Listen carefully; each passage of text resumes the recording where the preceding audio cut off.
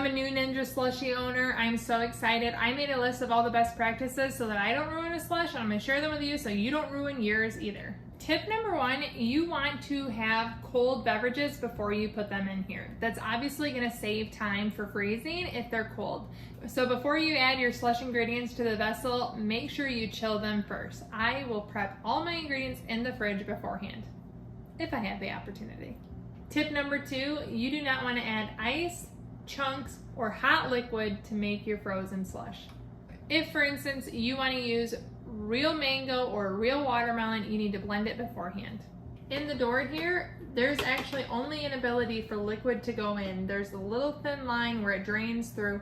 It will keep you from adding your chunks. It's a great little measure to make sure you don't actually add them, but it's liquid only, cold, not hot. Also, with these 5 presets, there is a set default temperature. However, you can change it if you want. If you want to make your drink more sippable than the default temperature, decrease it. Decreasing the temperature is going to make it thinner.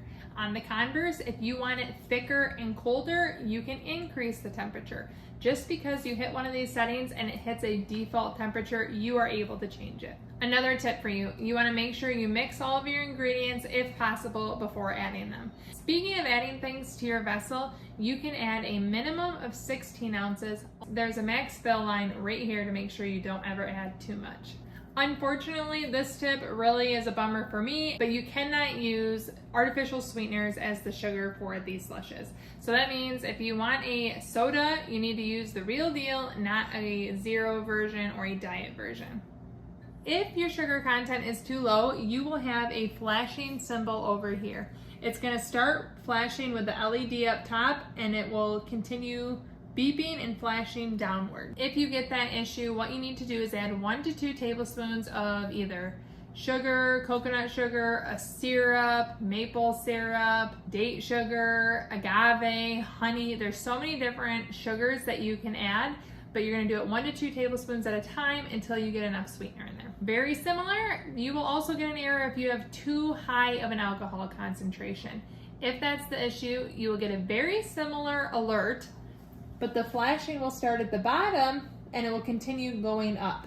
If you get this, you need to add a 1/4 cup of a non-alcoholic beverage and dilute what's in here.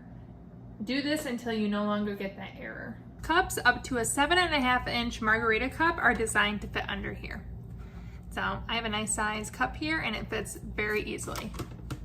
And as far as planning goes, you need to make sure this is upright for 2 hours before you use it. So once you unbox it, don't make a slush right away. Further planning, it takes between 15 minutes and 60 minutes usually to freeze your liquid. So that is really helpful for planning. But the good news is once you have your slushie made, it continues for 12 hours.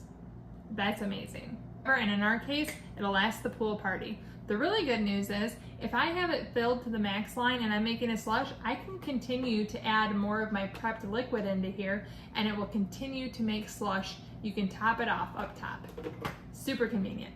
So this is something that I did with this book is I took all the stickers that I thought were super helpful and I put them on the back. So I have the video I could watch here, how to fix low sugar, how to fix high alcohol. And then I also have a very brief, very easy to note description for each one of these settings. So I took those stickers directly from my machine and they fit perfectly on the back of my slushie book, which I always keep my guides. Also, I think one thing that's really nice about this, obviously it tells you how to use it and it gives tips. This is where I found a lot of different tips. It gives troubleshooting tips, it gives the recipes, but there is such a nice guide on how to create your own slushies. So they tell you about using extracts, syrups, flavored drinking powders, and then different prepared drinks, which I just think is really nice that they give you a lot of autonomy and inspiration. Lots of resources. I hope you found these tips super helpful, and if you want to know how to clean your Ninja Slushie when you're done, you need to watch this video right here where I walk you step by step from slush in the machine to a totally clean, ready to go for your next one. Thank you so much for watching. Ciao, Donna, ciao.